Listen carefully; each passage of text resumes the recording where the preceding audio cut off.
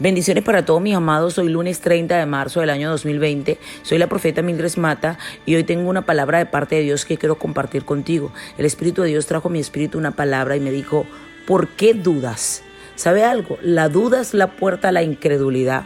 Cuando una persona duda, le abre la puerta a la incredulidad y la incredulidad entra y son los enemigos número uno de la fe.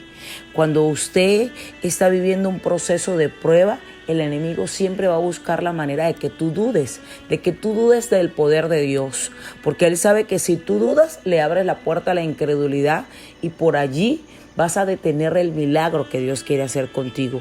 Jesús fue un hombre que no dudó en ningún momento del poder sobrenatural de Dios. Jesús creyó confiadamente en el Padre Celestial y por supuesto esa confianza pudo hacer que pudo llevarlo primeramente a depender del Dios Todopoderoso y hacer que Dios hiciera la obra en él, que la completara esa obra en él. Entonces, la duda es un mal que junto a la incredulidad va a destruir la vida espiritual de un creyente, ¿ok?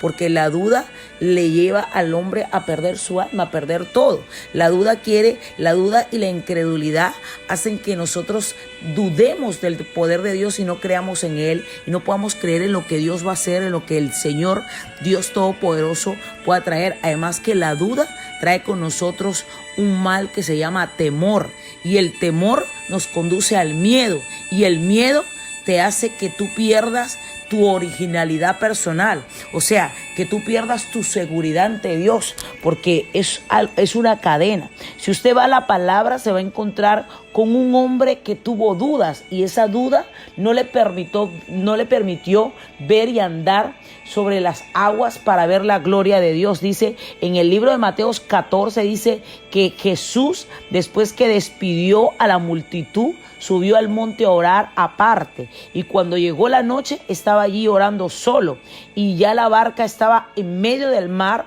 azotada por las olas porque el viento era contrario. Mas a la cuarta vigilia de la noche Jesús vino a ellos andando sobre el mar. Jesús comenzó a caminar sobre el mar y los discípulos viéndole andar sobre el mar se turbaron diciendo un fantasma, dieron voces de miedo, pero enseguida Jesús les habló y le dijo, tened ánimo, yo soy, no temáis. Entonces le respondió Pedro y dijo, Señor, si eres tú, manda que yo vaya a ti sobre las aguas. Y él dijo, ven. Y descendiendo Pedro de la barca, andaba sobre las aguas para ir a Jesús. Pero al ver el fuerte viento, tuvo miedo y comenzando a hundirse, dio voces diciendo, Señor, sálvame. Al momento Jesús extendió la mano, asió de él y le dijo, hombre de poca fe, ¿por qué dudaste? Pedro dudó. Fíjense algo, hay algo muy importante. Si usted va al libro de Mateo 14, versículo 29, dice que Jesús le dijo, ¿verdad? Él le preguntó, si eres tú el Hijo de Dios, haz que yo camine sobre las aguas. Y le dijo, ven. Y descendiendo Pedro de la barca, andaba sobre las aguas. O sea que Pedro comenzó a caminar sobre las aguas en dirección a Jesús. ¿Qué es lo que le pasa al ser humano hoy en día? Cuando, por ejemplo, está pidiéndole a Dios por su matrimonio, por su vida, por su salud, empieza a caminar, se empieza a montar en buen ánimo. Pero cuando tú le pides algo a Dios, cuando tú estás clamando algo por ahí por Dios, así como tú le estás clamando a Dios y Dios escucha tu clamor, asimismo el enemigo está escuchando. Y recuerda lo que decía el apóstol Pablo, que el enemigo anda como león rugiente buscando a quien devorar. No podemos ignorar sus maquinaciones, pero nosotros tenemos que levantarnos y saber que nuestras armas no son carnales, sino son poderosas en Dios para la destrucción de fortaleza. Entonces Pedro comenzó a caminar en dirección a Jesús. Pedro caminó sobre las aguas y fue hacia donde estaba Jesús. Pero ¿qué pasó? Pero Pedro dice que al ver el fuerte viento tuvo miedo y comenzó a hundirse y dio voces al Señor diciendo, en pocas palabras, que Pedro al notar la fuerza del viento tuvo miedo, ¿ok?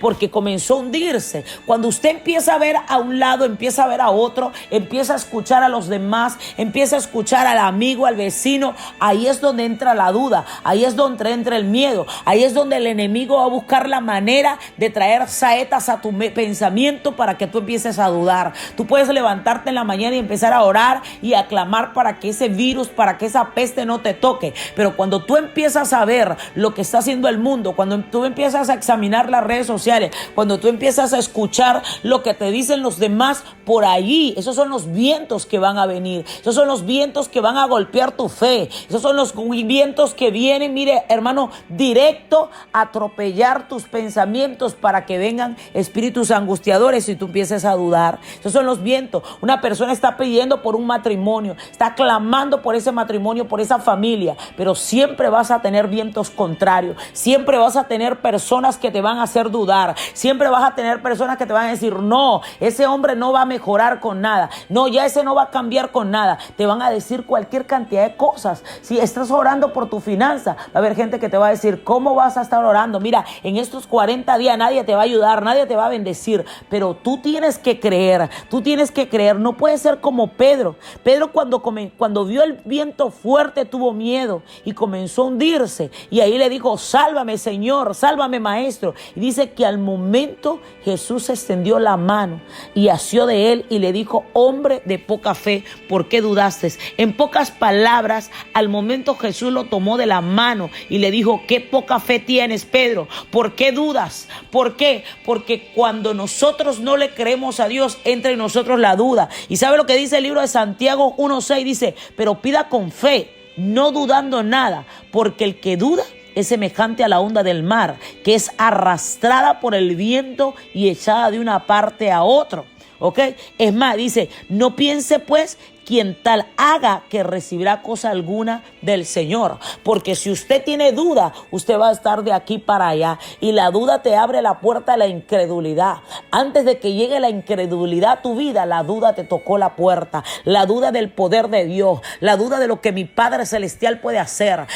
Le has estado pidiendo a Dios para sanidad, pero la duda te empieza a tocar la puerta, y si tú le abres la puerta a la duda, entra la incredulidad y se instala, y tú dejas de creer, y tú entonces empiezas a buscar argumentos. Por eso cuando Jesús extendió el brazo y agarró a Pedro, le dijo, Pedro, tú confías muy poco en mí, ¿por qué dudaste? En pocas palabras le estaba diciendo, Pedro, tú tienes que ser una persona que confíe más. Yo no sé usted, pero así como ayer el Espíritu de Dios me decía, renuncia a toda incredulidad, tenemos que combatir toda duda.